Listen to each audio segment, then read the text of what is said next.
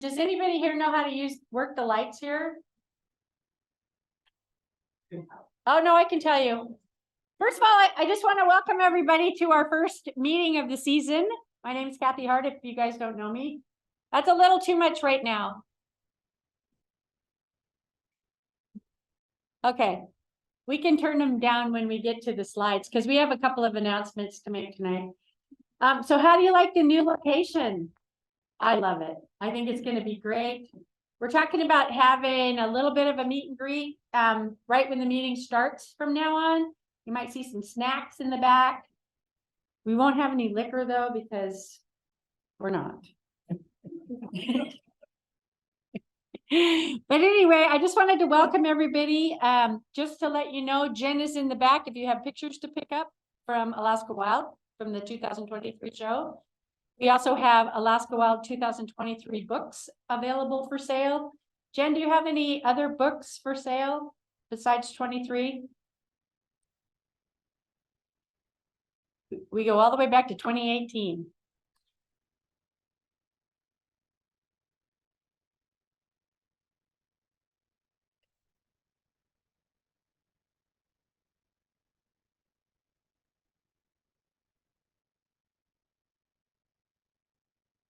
So can I get all the board members to just stand up for a minute?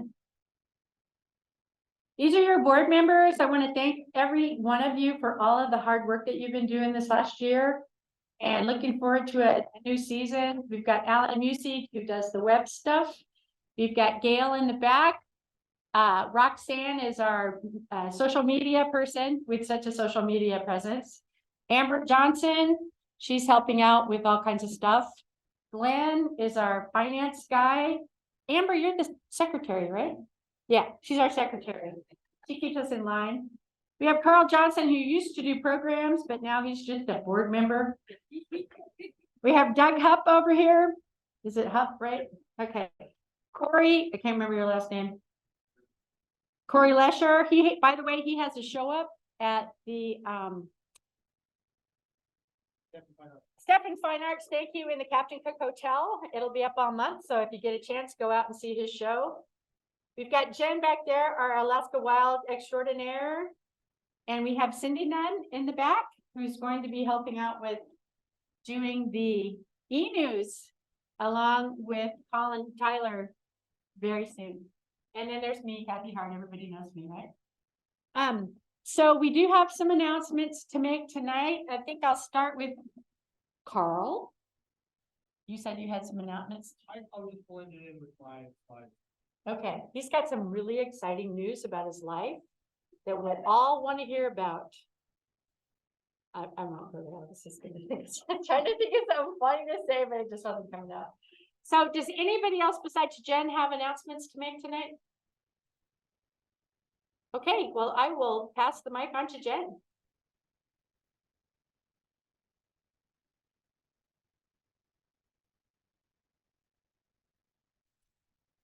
Glenn, are these close enough if they're just sitting here? Yeah. Okay, so this is for the people that are online, and this is the lead-in speak into for in here. Okay, we got it. So I just want to let everybody know that Alaska Wild 2024 contest is underway, and there are 12 more days to enter. It closes on Sunday, October 22nd at 9:59 p.m. We don't want you to stay out till midnight anymore. We have a short version and a long version of the rules posted on the website. It's beneficial to read through all of it. I tried to make it as easy as possible. There are a few minor changes. One, we are requiring a little more information in the metadata that attaches with your JPEG photo for submissions. And also, we will be requiring a little short comment about how you got the shot if you're selected into the show. However, it would be beneficial to have that in mind and start working on it now because it is required. Gail has a question. No, the how I got the shot will be only asked for if you make it to the phase 2 selections, but I'm just trying to give advance notice that it is required, so please just have that in mind, because last year we added a reserve list for the judge, so we have it's basically a backup list.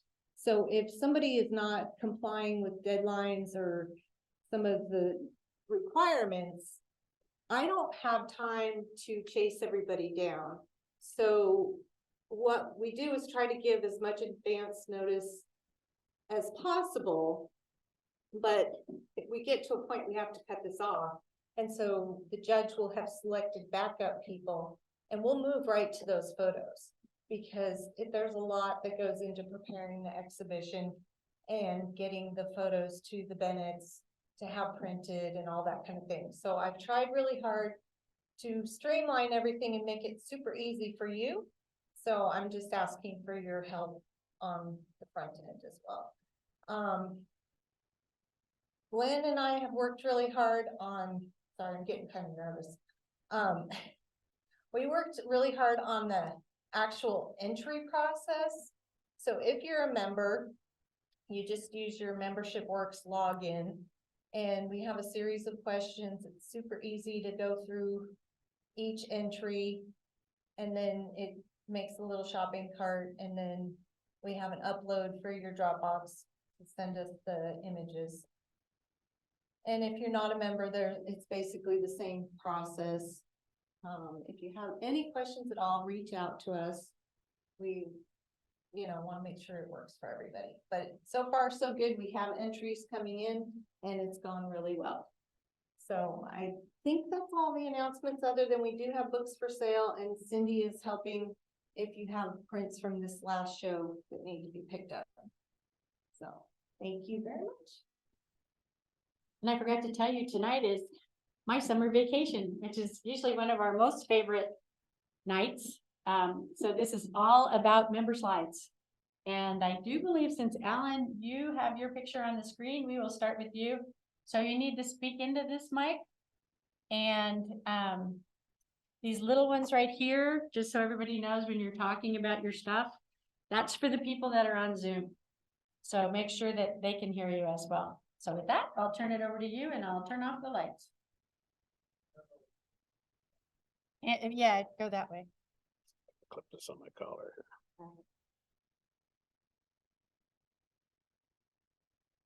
There we go. Can everybody hear me okay?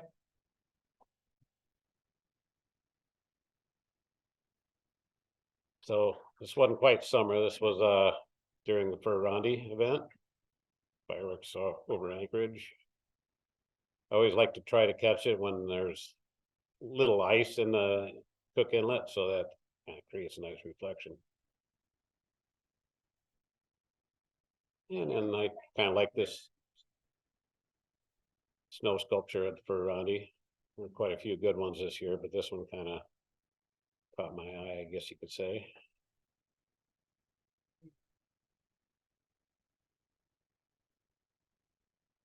In April, I was out chasing the Aurora, and this is over at Cantishna or Cashwitna Lake up there in Willow. There you go. And then Memorial Day weekend, I decided to take a trip out to Petersville, and wasn't very green out there yet. It was still looking quite like winter, but I did catch the sunrise that morning. And in July, I decided to take a trip up near the border, up around between Tok and the border. My main reason to go up there was to get pictures of the old Warren Truss through bridges, which are getting replaced little by little on the Alaska Highway. But I also, wanted to shoot some other things up that way too. So this is the Chistochina River at sunset. This is looking back towards Mount Sanford. And then looking west right after the sun went down.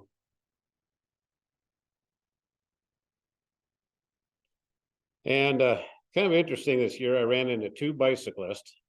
This one here was riding from Dead Horse to the tip of Argentina, to Patagonia, basically. He started in Prudhoe Bay. This was in Toke, at the Toke River campground. He rode from Dead Horse to Fairbanks with his dad, and then he was doing solo from there. He's the first of two people I met that were doing this kind of trip.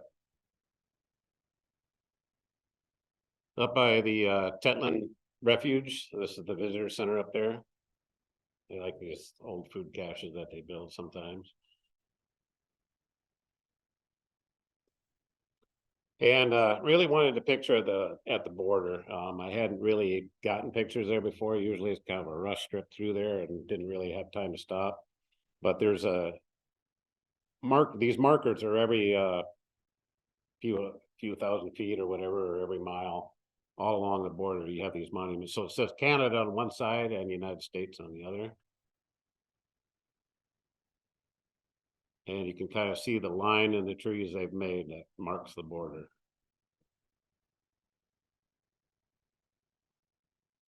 I stayed at a place near Northway called Deadman Lake. I'm not quite sure how it got its name, but it's a beautiful campground, free camping, and it had the use of 5 canoes there at the lake. And caught some good weather there. I stayed there 2 nights. I liked it so much. Pond Lily in the lake. And it's 1942 truck. Was right around the time the Alaska Highway was being put in. It was used by the Department of Commerce Civil Aeronautics Administration, which was the precursor to the Federal Aviation Administration. And it likely served at the Northway Airport for a number of years.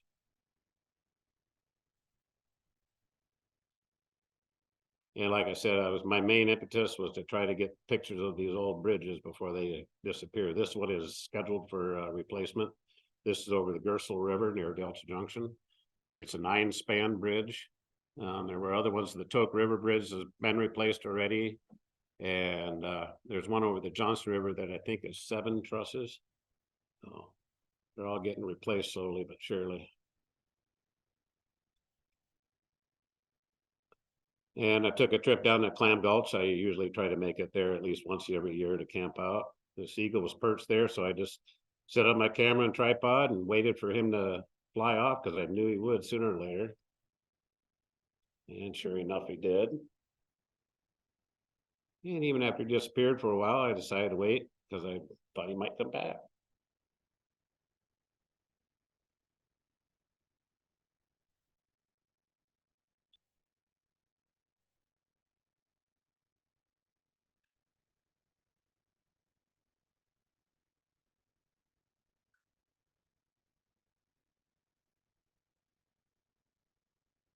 Next morning, sunrise over Mount Redoubt.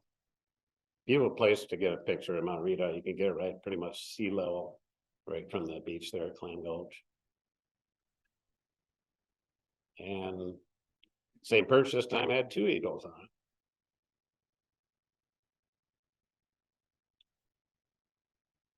Went down by on Ninilchik. These fishing boats were coming in. Very foggy Overcook Inlet that morning.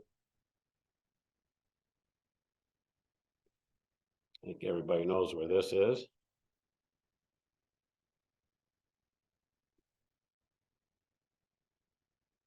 And this is up around Tulsona at sunset one night. That's Tulsona Lake, a little bit of fog on it.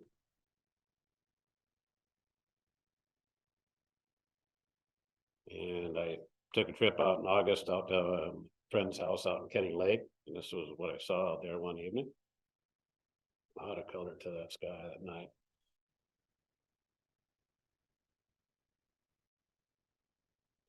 Sheep Mountain with some late evening light on it.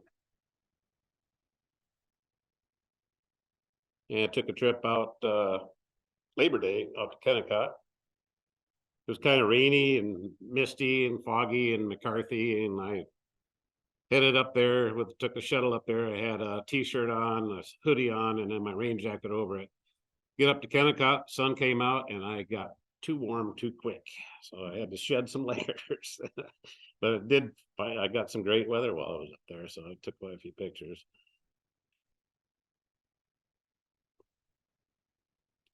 Liberty Falls, I stayed there, both on the way there and on the way back out of Kennecott. And this is from near Tonetta Pass. It's Knob Lake on the left. Fog that was finally starting to lift that morning, Chugach Mountains. Blowing out fireweed.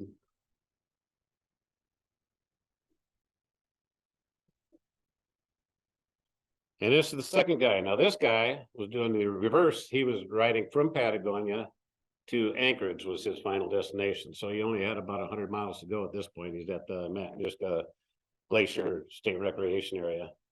So yeah, it was kind of interesting. I met two bicyclists on the same, basically same trip, just opposite directions. Didn't catch this guy's name. The first person I showed there was his name was Alex. And my final shot, Chugach Mountains, sunrise. And that's it for me. Thank you.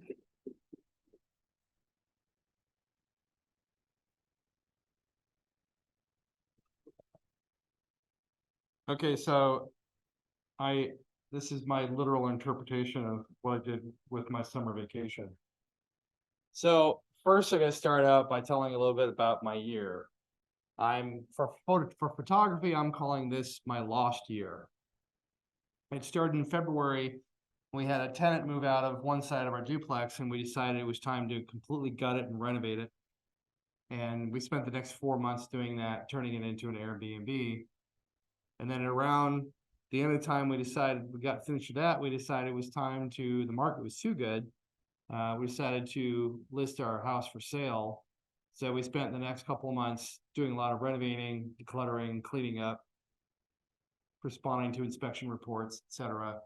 Got it listed, got it sold, and we've moved out. Now in our Airbnb, but we can't move into the other side of duplex until we're done renovating it. And somewhere in there too, we also opened a new commercial space for Alaska Photo Tracks. Have been spending time getting that ready to be open to the public.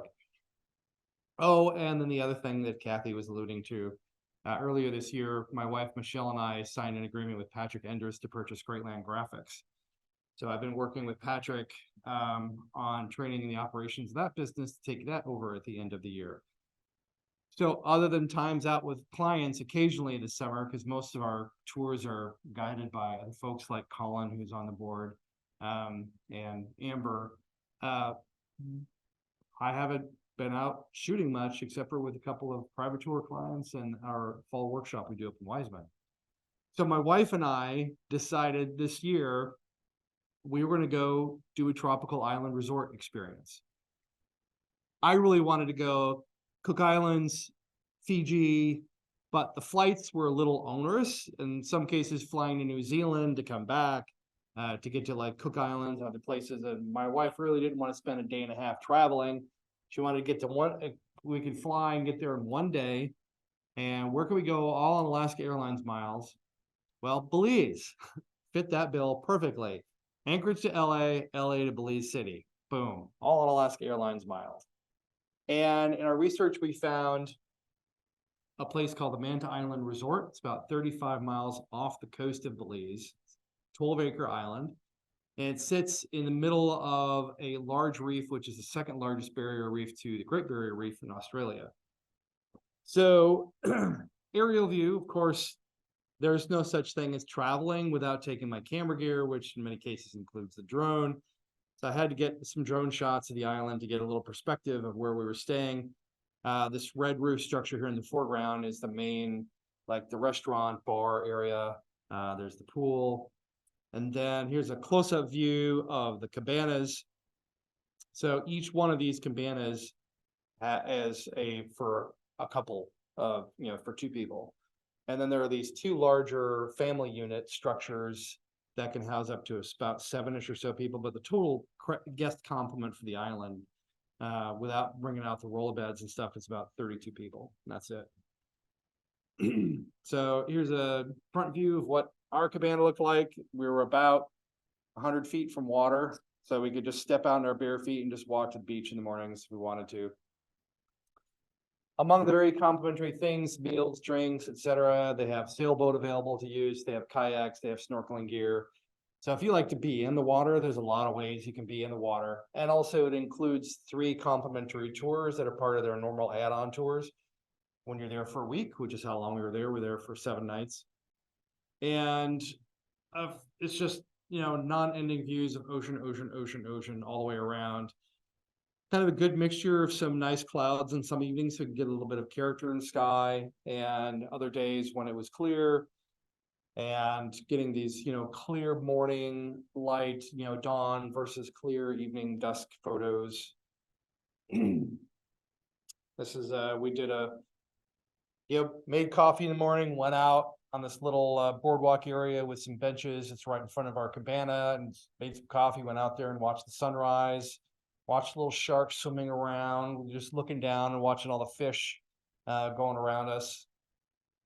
And all of these trees were planted because there was a hurricane that wiped out all of the indigenous trees some years ago. That place, this whole area gets hard hit with hurricanes, but had a lot of fun with even some of the midday light, you know, doing some fun things with the long shadows that these trees would cast on the sand.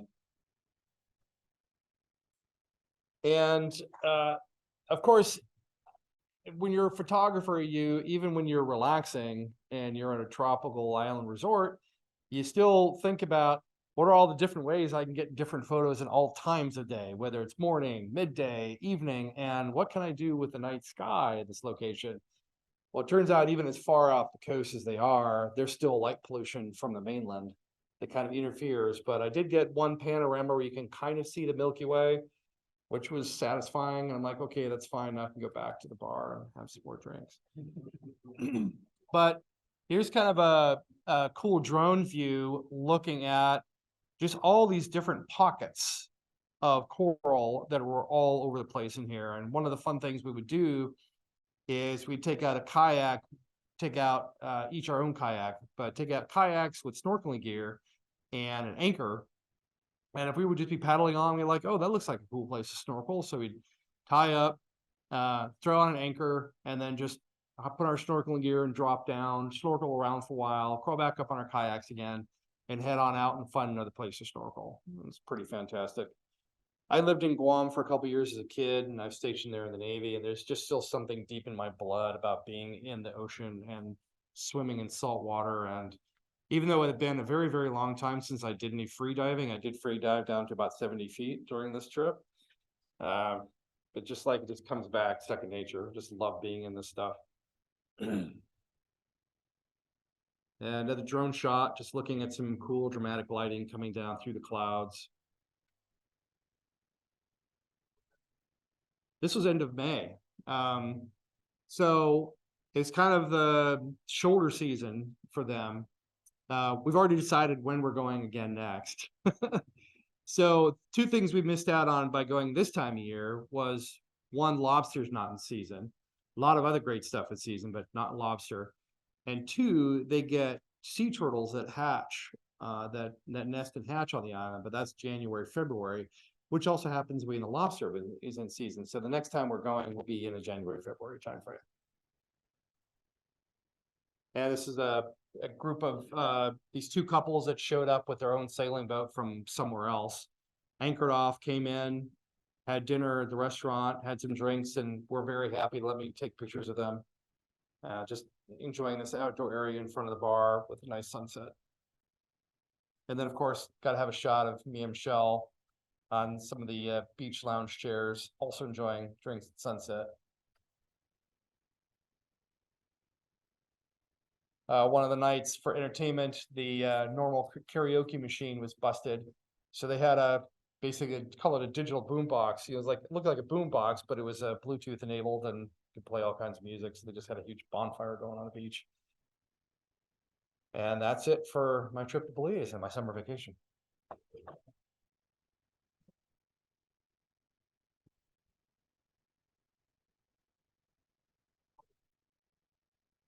Yeah. That's the Manta Island Resort. When are we leaving, Bob? Well, I didn't get to do anything that fun this year. Although I did go to Brazil last year, so. I started out my summer with coming home one day and just down the street from my house, I saw this moose and realized that this calf had just been born. And I haven't seen a brand new baby calf this early in a really, really long time. And when I took this picture, I didn't notice it before, but the umbilical cord is still attached to mom. And she was just starting to clean the calf, and I spent hours in my neighbor's yard that day. So this was early in the season. The other thing I love to do is to go down to Ski Lac Lake, the Ski Lac Lake Road in the in early May, because you can almost guarantee that you will see black bears with their cubs. This is one of the cubs. And they are so used to people there that you can actually get quite close to them. I've been successful almost every year for the last 5 or 6 years. We've seen black bears with spring cubs out there. Then it's been a very berry year for me. Then I got the pleasure to go out to the Katmai Coast for 10 days on a liveaboard with Katmai Coastal Outfitters. And we had a lot of rain, but even with all the rain, I was able to get some nice pictures of sows with cubs.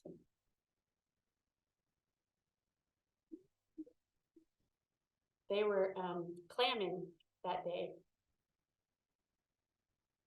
That was in Geographic Harbor, and then one day we went over to Hallow Bay, and it was the one day that we did not have rain, and so we spent a great deal of time with this sow. She actually had 3 cubs, but this is by far probably one of my favorites that I got from that trip.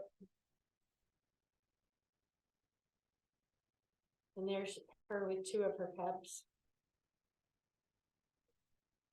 We also saw foxes while we were there. You'll notice that it's pouring down rain that day too. We didn't let the rain get us, did it? So yeah, it was pretty magical.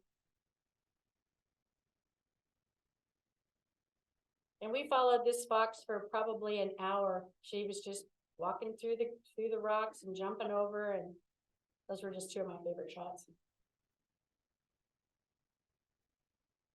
Then when we also were in Hallow Bay, we went out to a place where there's a lot of puffins. So we were able to play with puffins all afternoon one day. We ran into Milo Burcham when we were out there, which was kind of fun. He's a photographer out of Cordova.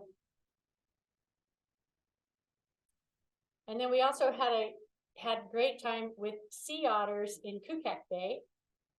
And we spent a lot of time with them. And I love this picture because it's almost like, honey, don't listen. Don't listen. Close your ears. I always think of when I see this picture. Mom and babe. And then we spent a great deal of time on the Kenai River this year. And one day we were floating down the river and we came across this little eddy that was full. I mean, it was like huge amount of forget-me-nots. So we were just in there photographing the forget-me-nots, and all of a sudden these 2 ducks just popped their heads in. So we spent another half an hour playing with the ducks in the forget-me-nots. And then as the fall progressed, this was taken on Fort Richardson, or J-Bear. Mike DeYoung has always graciously gotten me a pass to go in whenever he and Lori are here. And this, I never got pictures of all of them together, but this young lady had 4 cubs.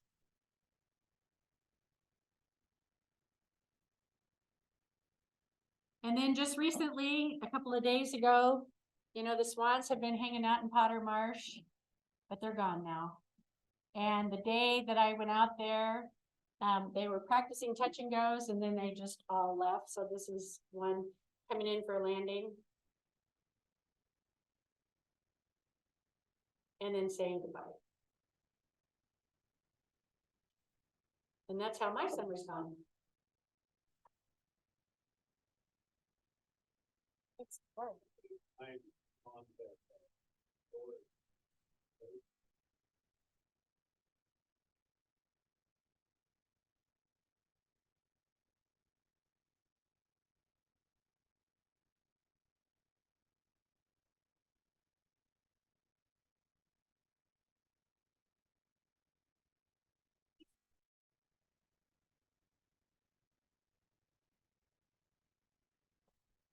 Okay, well, this is Colin's picture. It looks like Africa, doesn't it?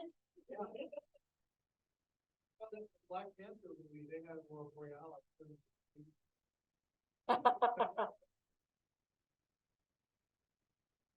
I'm assuming a lot of these were taken out in Eagle River.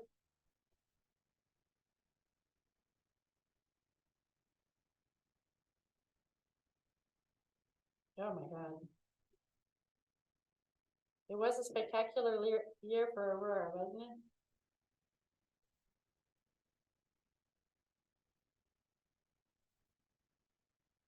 So does anybody know where this picture was taken? The side stuff. You know,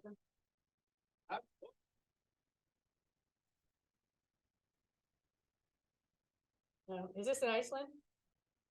Norway?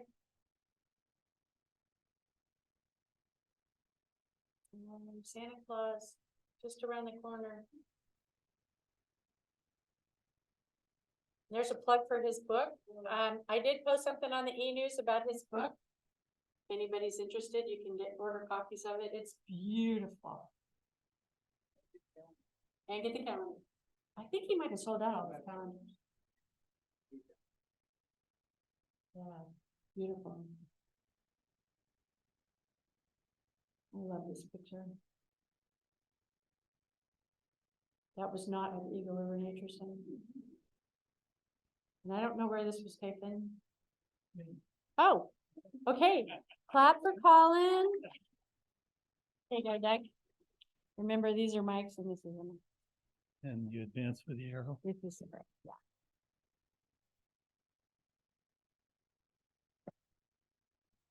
While I get the microphone hooked up. My wife and I took our camper out, went down to Homer, so this is going out East End Road. Like to get the starburst is what it's really after with a shot.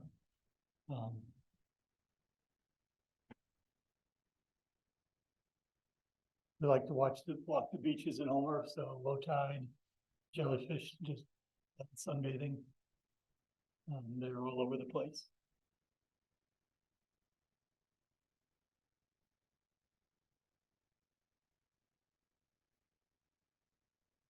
With that in Potter's Marsh, and you'll see a couple pictures that I took down there. Fun to watch this bird trying to get that stick through that 2.5 inch stick through a 1 inch hole. Took about 5 minutes before it finally worked it in. The persistence paid. It's just standing on the boardwalk looking down. I stood there watching, taking lots of pictures for about a half hour on that particular trip down there.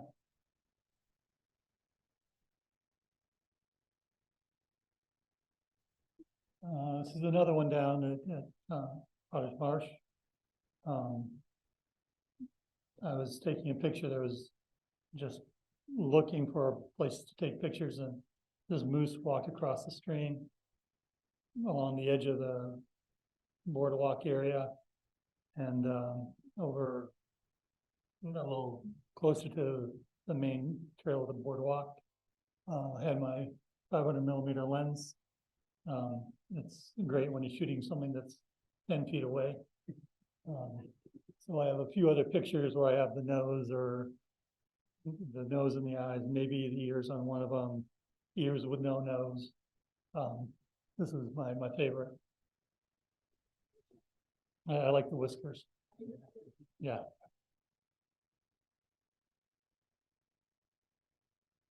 Again, down at Potter's Marsh, the local bird bath. There's if you went to the end of the boardwalk, you could look up and see there's a eagle nest that had three babies in it. They had not left the nest, but you could see one of them jumping one side of the nest to the other. And then there's a cell tower where it was an adult eagle, I'm guessing was one of the parents. And then walking back out, I saw this one, which I'm guessing was the other parent. This was about 15 minutes of watching this bird just dunk and just take a bath.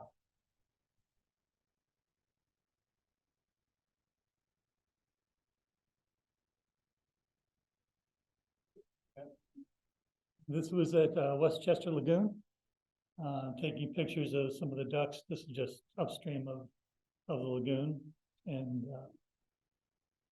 there were other geese in the area, but this one just came in and just started squawking at every direction. I'm not sure what it was squawking at, because there were no other birds or anything else in the area, and I was a fair way away from my big lens, so. Yeah, it's just fun to watch. Almost wanted to have earplugs.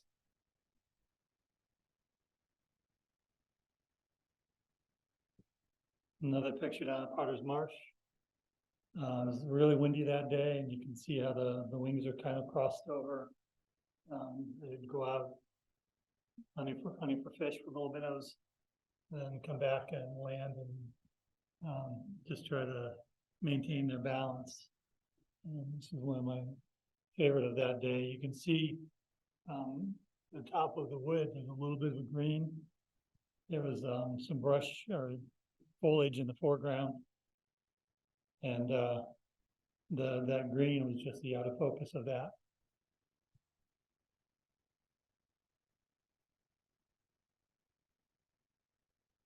We have a place up on Lake Susitna. This was probably in August, I believe it was. And the storm came in from the south, from the left side of the picture. And you had the sun's on the north side of the picture. You can see the sun streaming through the clouds as the storm worked its way north. And got this before I got drenched. This is taken from our dock.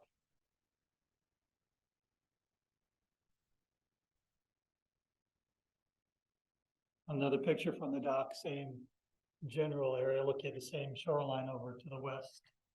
Only this was late August. Actually, this was probably early September. The morning the sun had rose.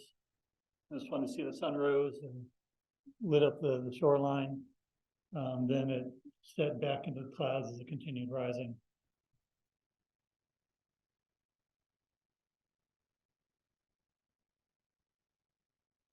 This is on the drive back from Lake Louise. It's near Long Lake. Just got out, stretched my legs, walked around, and saw these mushrooms, and thought those would be a nice thing to take a picture of. So just by chance that I stopped there at that particular time, and walked off the trail, off the road.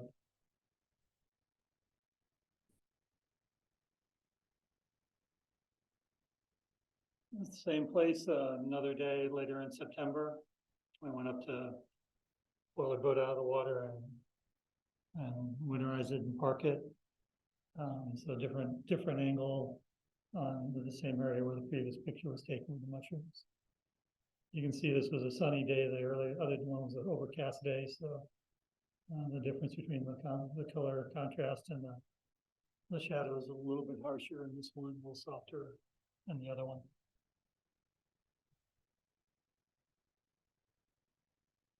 And got this going down to Kenai. This is near where the Resurrection Trail heads north up to Hope. Stretching my legs, a little bit of rain coming down. This is actually going down to set up the Alaska Wild exhibit down in Kenai. I liked it with the raindrops on the foliage.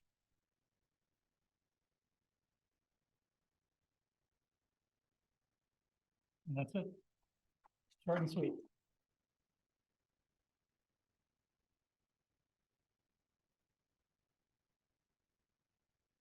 Yeah. It is. There was a lot of it there that day.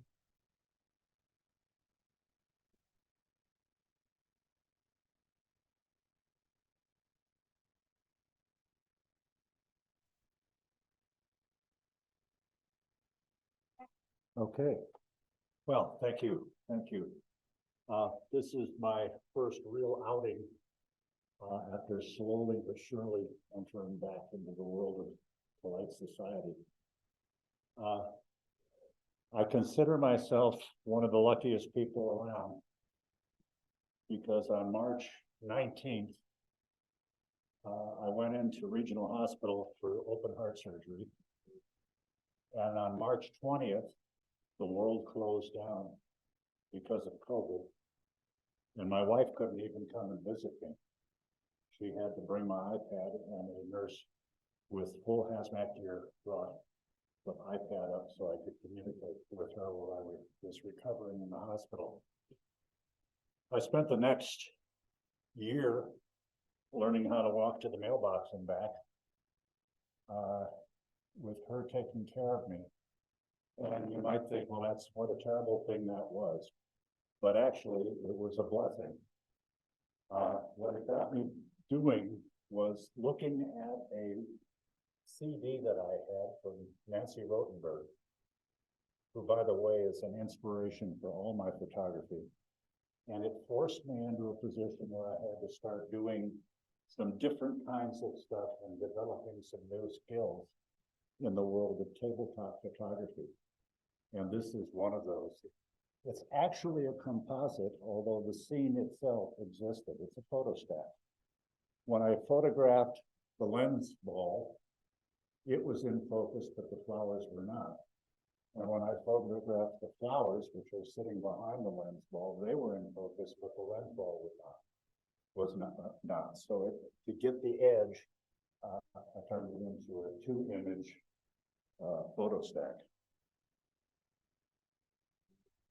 This is a simple rose in a vase on a table, and with a combination of Lightroom processing of the rose, which I kept as shot, and then adding a composite texture to the back, creating the background in topaz, I ended up with this shot. And then I decided, you know, abstracts are kind of fun. This was actually a shot that came out of my to-be process folder. I took it up at Otter Lake on J-Bear. It's just a wild rose from the back, but then I took it into topaz and played around with some texture and some layers. I think there's about 4 different layers of texture there to create an abstract look at the rose. And I hope these shots don't mean I have to turn in my Alaska Society of Outdoor and Nature Photography, because this is all indoor and tabletop photography. This was kind of a fun project. Whilst I was bored, I found a book on decoupage. And so I took some of my photographs and cut out the mushrooms and decoupaged them to the top of a little table that I made. And then I took my mother's vase, which she was a very, very talented China painter, and put a bouquet of flowers in it. And I was very intrigued by the 3-dimensional effect that was created by placing the vase against the black background with this decoupage table. Just playtime. And of course, with a macro lens and extenders, I examined the intimate life of a whole stack of flowers, both from the garden and the store. Costco has great sales on flowers.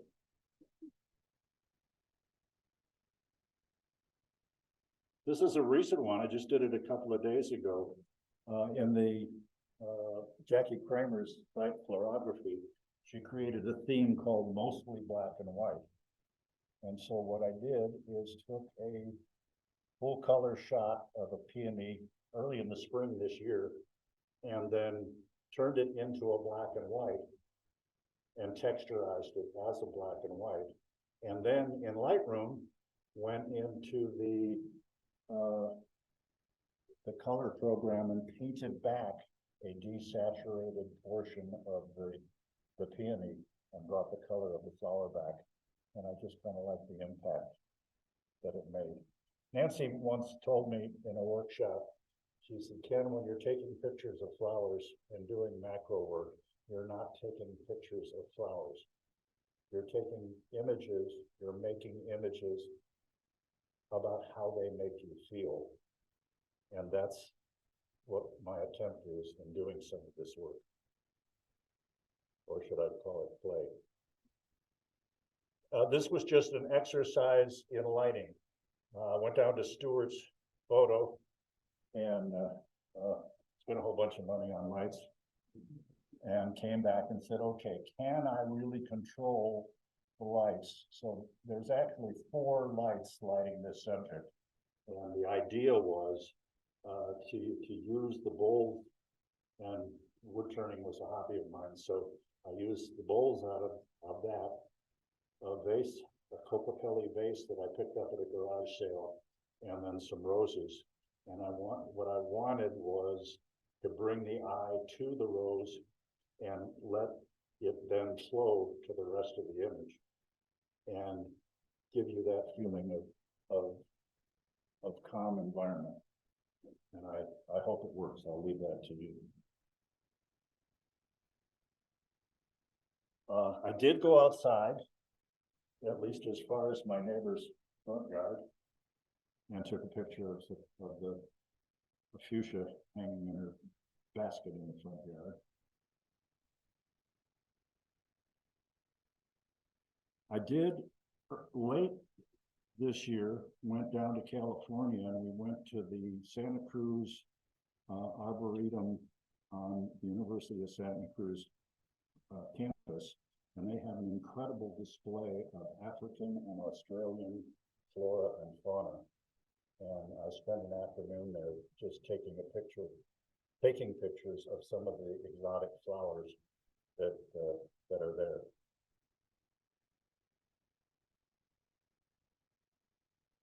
And she lives in a semi-rural area, which is why the trip was possible, and has a lot of wild turkeys running around in the neighborhood. We get moose, she gets turkeys.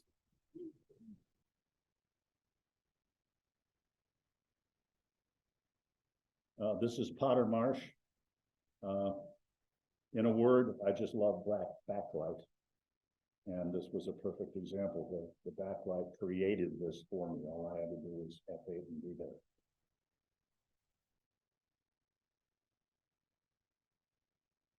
And this was a happenstance that only happens once in a lifetime. This was the Swan family, and they all came in and posed for a goodbye photo about 3 weeks ago. They're just ready to leave. I will confess to one little alteration.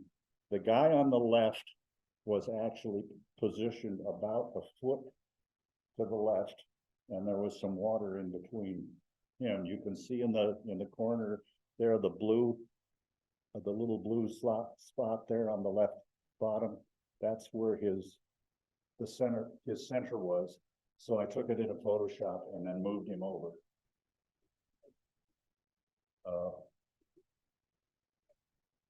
Yeah, so I get my credentials back.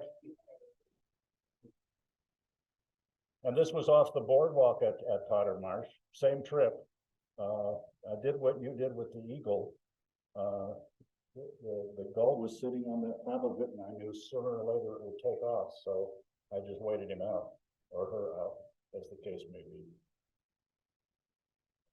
And one of the things that we could do while we were trying to avoid people was take our motorhome and go into campgrounds where we could be a bit isolated. And I was very surprised that the white-crowned sparrows were everywhere. I'm used to seeing 1 or 2 through a summer, but I mean, there were I must have seen 40 or 50 around the area there, mostly feeding on the ground.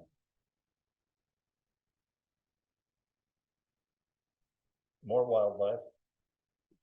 A hoverfly.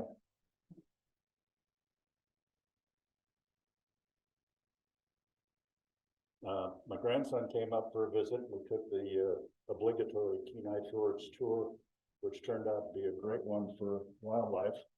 I was impressed with this clutch of sea lions that managed to, they're pretty smart.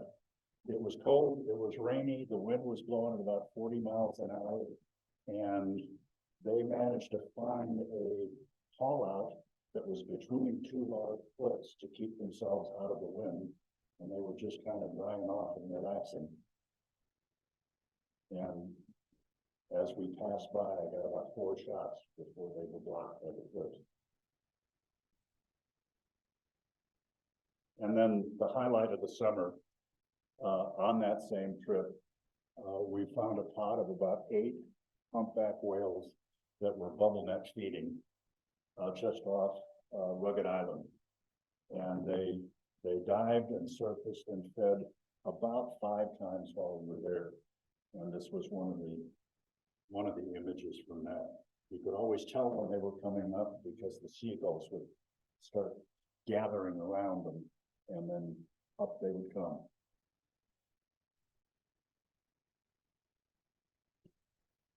Well, obviously, the Sea Life Center, what are you looking at?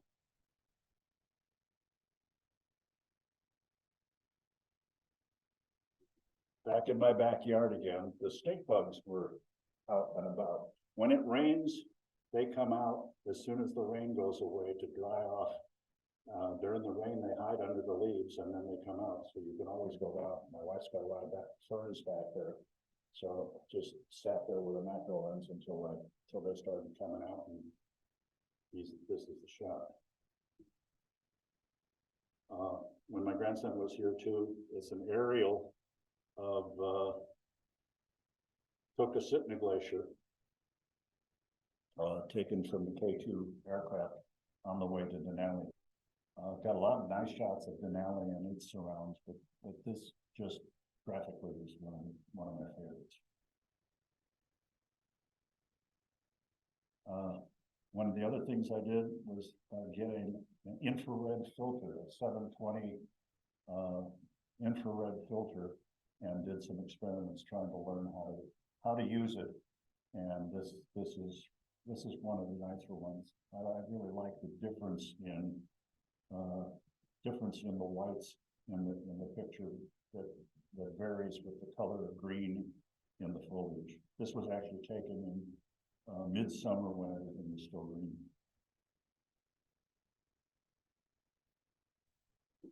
And this is from my bedroom window. Somebody once said it's all about the light, and I must have taken over the years several hundred pictures of O'Malley Peak and the Chugach Mountains. But this morning at sunrise, the clouds, the light, everything was just perfect. It was another one of those F8 and B there moments.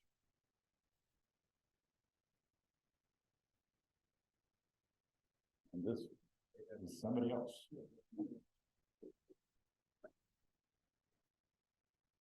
Great, and what button do I push? No, that one. That one there? Okay, fantastic, Ken. Wonderful. One of my favorite places, can you hear me? Yeah, one of my favorite places to go. Who knows where this is? Oh, come on.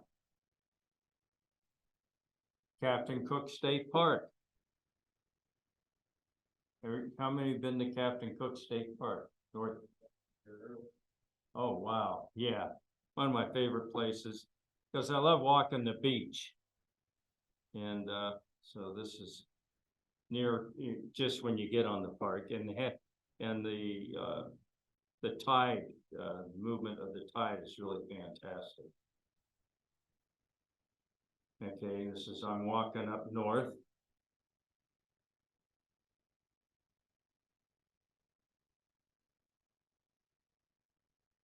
Still walking up on the beach.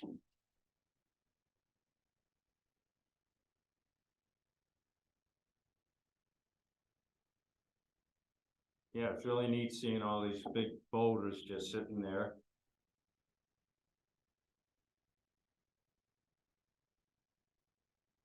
And what is this? Oh, I like, this is fantastic. I always go here. And if you look at the left side, you'll see the outhouse that has the best look, view in Alaska. Look at, and this is high class.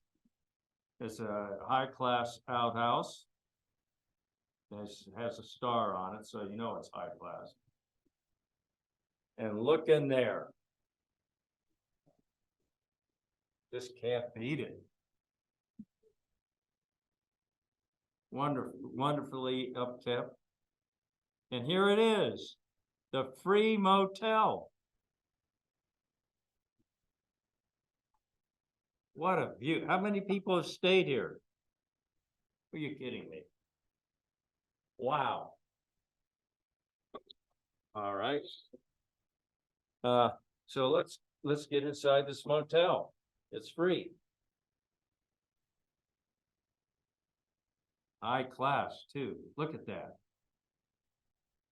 Isn't that neat? And they had a sign in there. You want to keep, you know, when you leave, you can open the windows, but they tell you to keep the shades down, you know, because you don't want any birds, you know, flying, you know, hitting there. But you had a nice stove. There was food there. They encourage people that are staying there that you bring food. You can, you know, take the food that's there, but definitely, you know, leave something there when you leave. And just wonderful place. I just loved it. And that's looking at the entrance. And you can see beautiful bed, twin bed, and a place where you can work on a table on the right. They even had magazines. And this is high class. You don't find this anyplace. And they had a little thing that you can write, you know, your experiences, who you are, you know, where you've been. And it says food on the shelf, help yourself.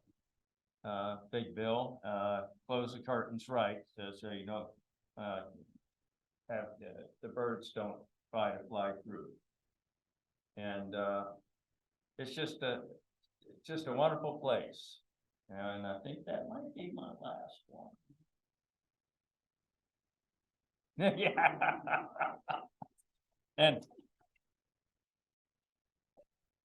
And I met someone who was the neighbor of the man that built this. And it's for real. He did just,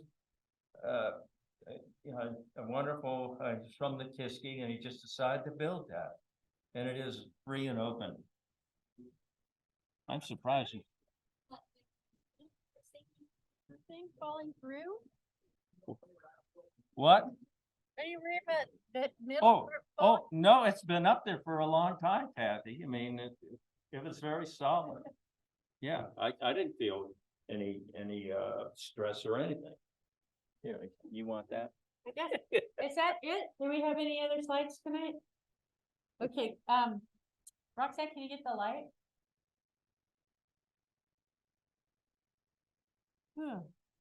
Well, thanks everybody for coming. I did want to let you know that next month, Gail Newfield back here in the back is going to do a presentation on her trip to Round Island for Walrus.